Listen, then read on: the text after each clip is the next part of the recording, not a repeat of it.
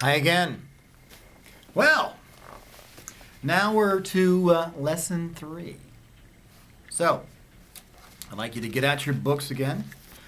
Small group discussion topics for Korean students.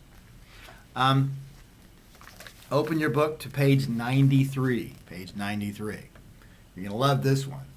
It's driving in Korea. Okay? Driving in Korea. All right, here we go. When it comes to driving in Korea, this is page 93, I told you. When it comes to driving in Korea, following the old saying, when in Rome, do as the Romans do, could cost you your life. In other words, if you drive like Koreans, you could die. Saying that driving in Korea is a little dangerous would be putting it mildly. In other words, saying that it's a little dangerous, it's an understatement. It's actually very dangerous. One foreigner riding a bus counted 47 red lights on his journey and said that the bus stopped at just 3 of them. People who are brave enough to drive on Korean roads on a regular basis really do take their life in their own hands. In other words, if you drive on Korean roads, there's a good chance that you're going to be in an accident. There's a good chance that you could die. That's what this is saying. 21 people die on Korean roads every day. According to the Road Traffic Safety Authority, the RTSA, 60% of accidents are caused by reckless driving. Reckless, in this case, means careless or dangerous. In other words, 60% of the accidents would not occur if people just drive more safely. Obviously, Korean drivers do many things wrong, such as drive too fast and refusing to obey traffic laws. But the main causes of the accidents are impatience, in other words, they're not patient people, and their refusal to yield the right of way. In other words, Koreans don't like to let people go in front of them. They want to continue what they're doing, and they don't want to let somebody cross. They don't want to give somebody their turn.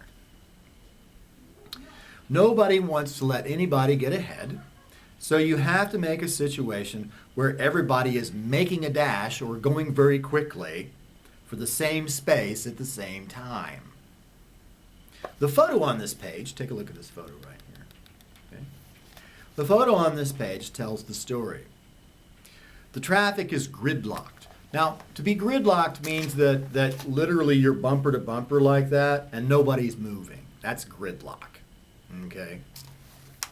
The traffic is gridlocked because every driver insisted on getting through the intersection without letting anyone else go first.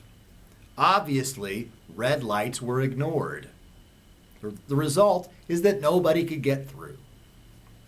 All right. Turn your books now to page 94. There we go, page 94. Okay. A big part of the problem with driving in Korea is that many Korean drivers don't see it as a problem. In other words, Koreans don't think, wow, driving, what's the problem? What? Whenever a foreigner complains about poor driving, he's told he just doesn't understand Korean culture. Now, really? You think so? Okay.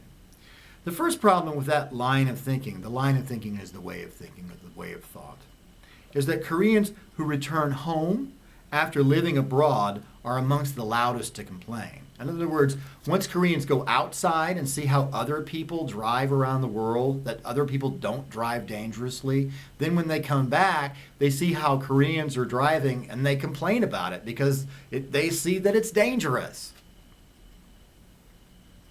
After experiencing more orderly driving in Western countries, they are appalled. In other words, they're just shocked and they can't believe it and disgusted by the chaos that they find on Korean roads.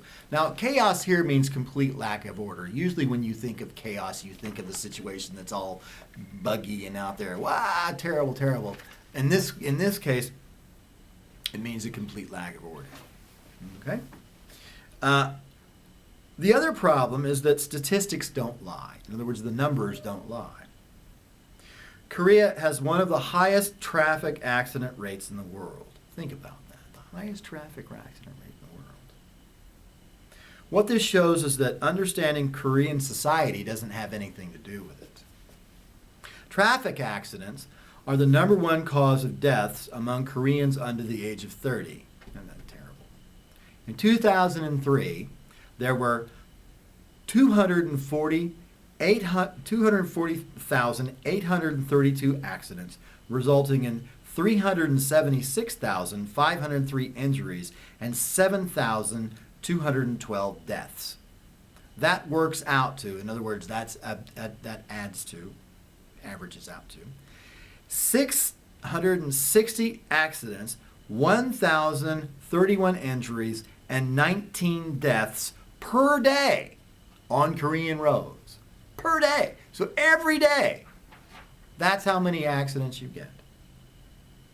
Since then, it's gotten worse as the number of traffic accidents tends to go up. In other words, it increases, you see? Traffic accidents increased another 5.9% between 2006 and 2007.